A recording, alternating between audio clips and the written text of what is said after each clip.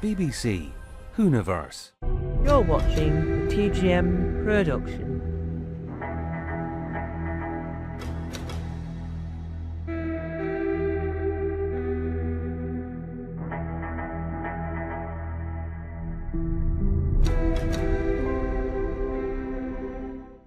At the time, and still, I was and am a huge Doctor Who fan.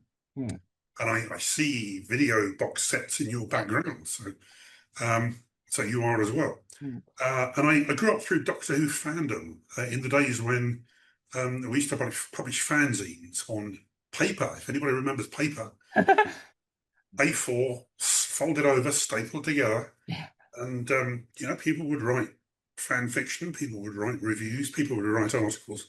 And I must have done 20, 22, 23 fan fiction stories. Yeah. And that was basically taught me how to write. Yeah. Because, you send it in, the fanzine would publish it, and then somebody would write a letter saying, I hated that story for the following reasons. Okay, and I may only have been read by 20 people, but I've got 5 people giving me feedback, so that's great. Yeah. And I think as all Doctor Who writers do, I started off doing, the Doctor arrives, there are monsters, there's a fight, something happens.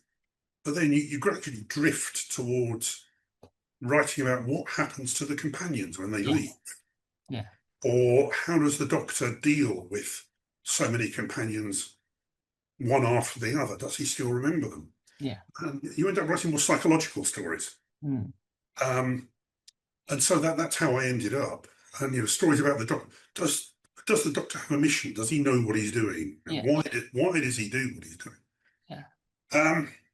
I kind of pushed that as much as I could, and then with a mate of mine at university, Justin Richards, who he was doing an English Lit degree when I was doing my physics degree. We wrote an entire novel together at the university, which we used to call the Agatha Christie Chainsaw Murders, because it was zombies in an old manor house in Victorian England. Wow.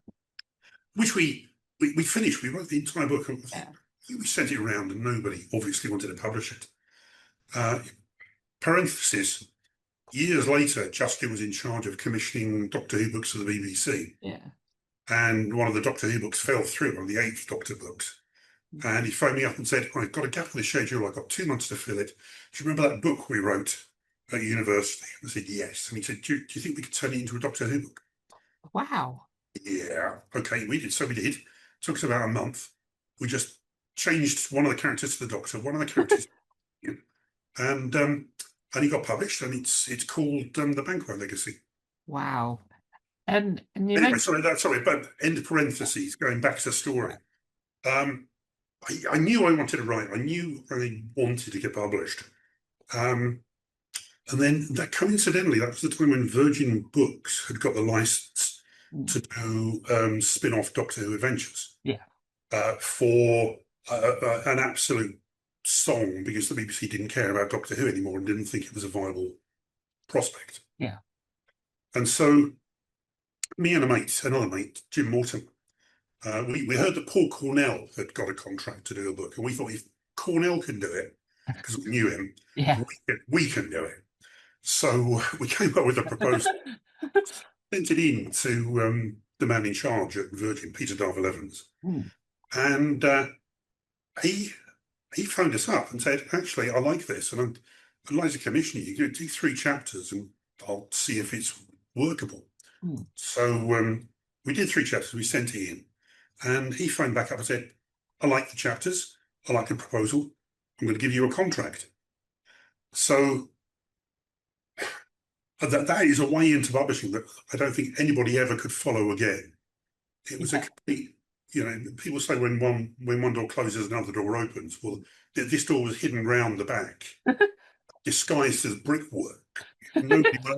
Nobody will ever find that door again. Yeah. But it only came to me years later that Peter Darvill Evans could have done the sensible thing and commissioned well-known authors like Michael Moorcock and Brian August to write Doctor Who books and then taught them about Doctor Who. Yeah.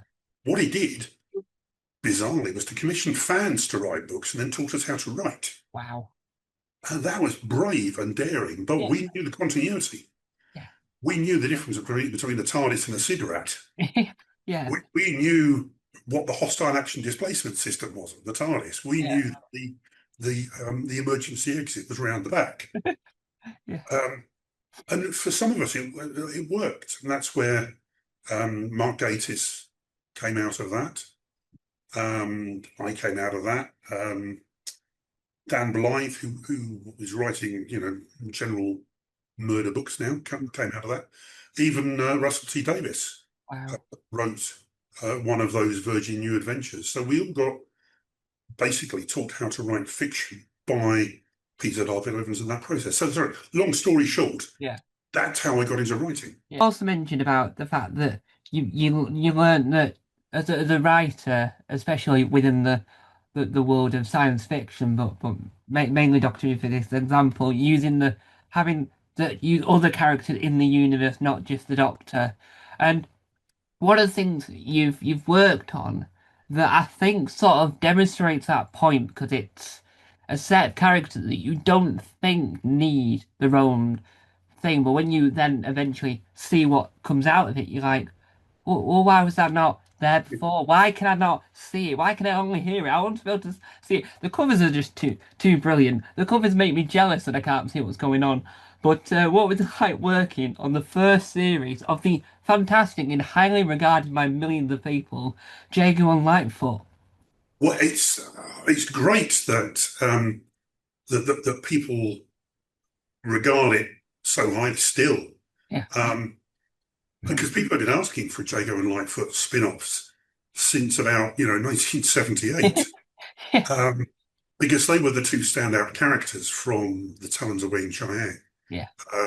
A in some ways dubiously problematic Doctor Who story these days because of the overt racism in it, and the idea of a white actor playing a Chinese character with prosthetic makeup on his eyes.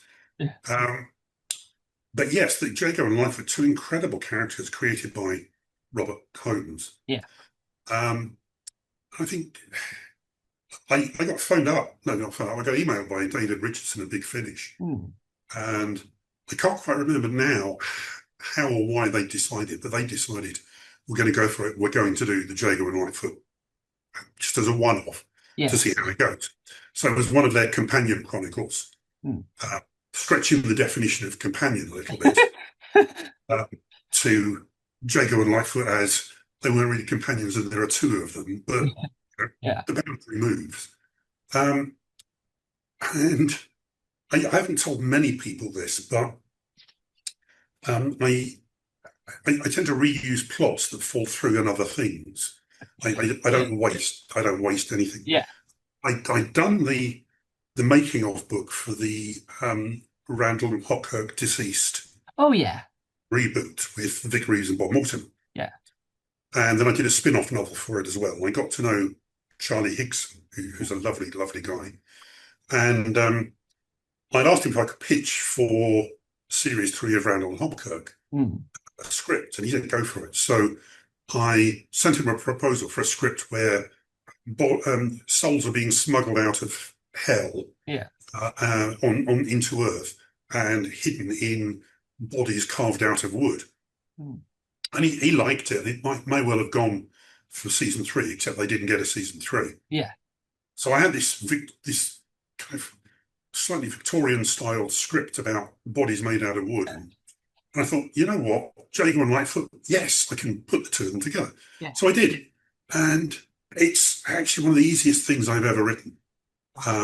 The two characters, played by Trevor Baxter and Christopher Benjamin, their voices are so distinct that when I started typing, they were almost dictating the dialogue to me. Excellent. It was it was an uncanny experience. And then I actually went to the studio for the recording and sat next to them during a break in the restroom. And they were the loveliest people on earth. They really were. Listening to Trevor Baxter talking about working with Sir Laurence Olivier.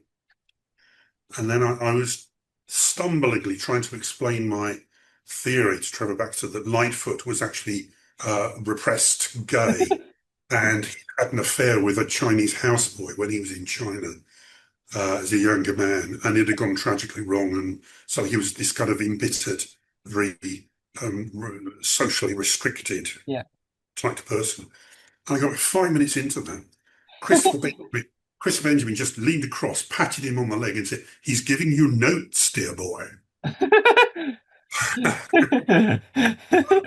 Yeah, and then it obviously hit a nerve with people. They liked it, and then I got commissioned most series after that to do at least one story.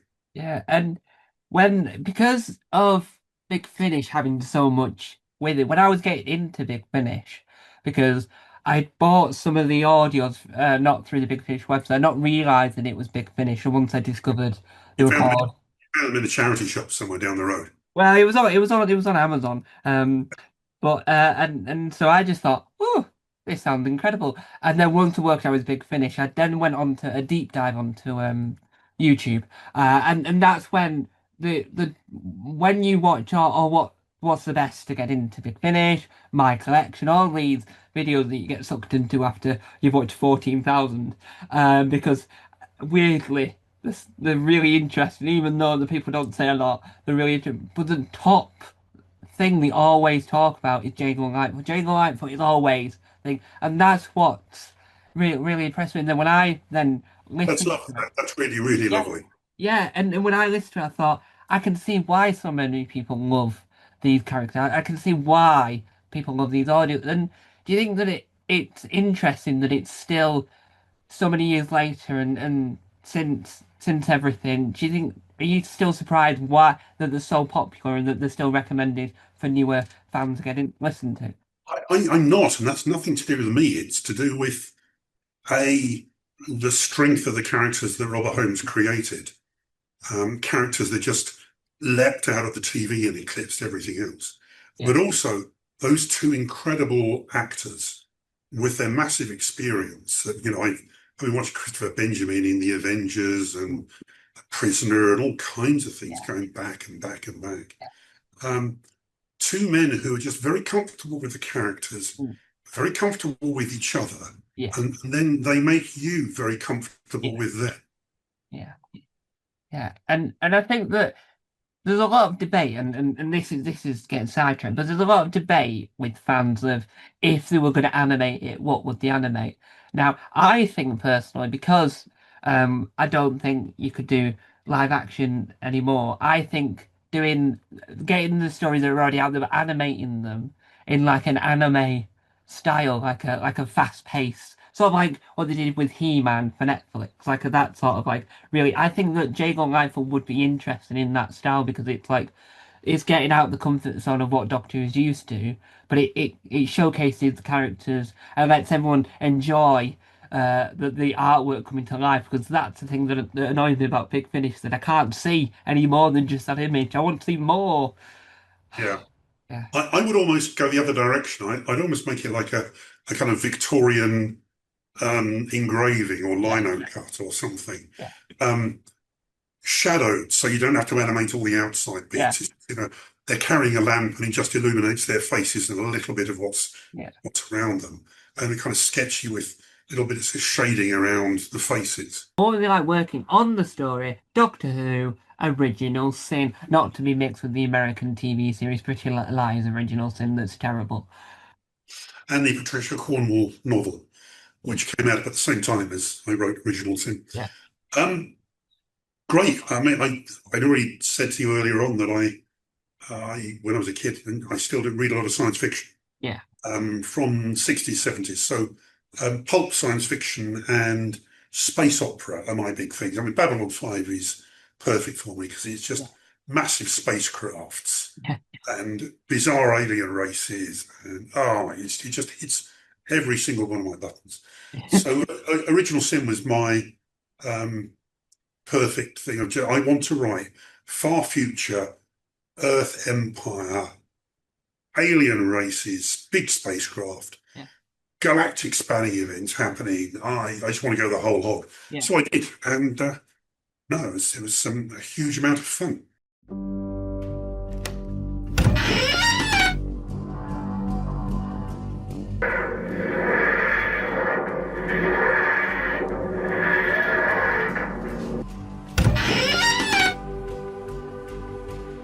Don't forget to subscribe to the official Tom Mason YouTube channel.